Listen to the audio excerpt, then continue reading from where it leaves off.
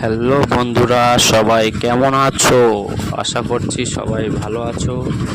তো আবারও নিয়ে আসলাম একটা মিনি ব্লগ। আজকে আমি যাব মেদিনীপুর সাইড খেলতে।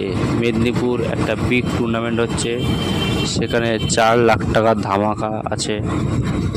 তো মেদিনীপুর আমার এখান থেকে অনেকটাই দূরে, তাই আমাদের ম্যানেজমেন্টরা একটা পার্সোনাল গাড়ি করেছিল। সেই গাড়িতে করে আমরা সকাল সকাল একদম ভোরে ভোরে বেরিয়ে পড়লাম। যেহেতু আমাদের সেখানে পৌঁছাতে হবে, গিয়ে রেস্ট করতে হবে, খাওয়া দাওয়া করতে হবে, ফ্রেশ হয়ে একদম ফুল রেস্ট করে যাতে ভালো খেলতে পারি, তার জন্যে সেরকম প্রিপারেশান নেওয়ার জন্যে সকাল সকাল বেরিয়ে পড়লাম। তো মোটামুটি আমাদের 5 ঘন্টা মতো সময় লেগেছিল বাসেও যেতে।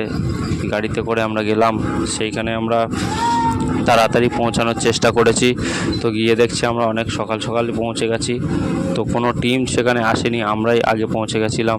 তো আমাদের খেলা ছিল 4 নম্বর, তবু আমরা তাড়াতাড়ি পৌঁছে গেছি। তারপর আমরা গিয়ে সেখানে খাওয়া দাওয়া করে একদম ফুল রেস্ট করলাম।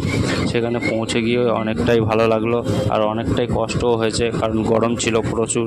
তো মোটামুটি বন্ধুরা অনেক রেস্ট করে নিয়েছিল। রেস্ট করে যেহেতু মাঠে খেলতে হবে ভালো, সেখানে তো খেলাটা অনেক গরম টাফ থাকে, সেই জন্য সবাই ফুল রেস্ট করে নিলাম আমরা একদম ওখানে গিয়ে পৌঁছে।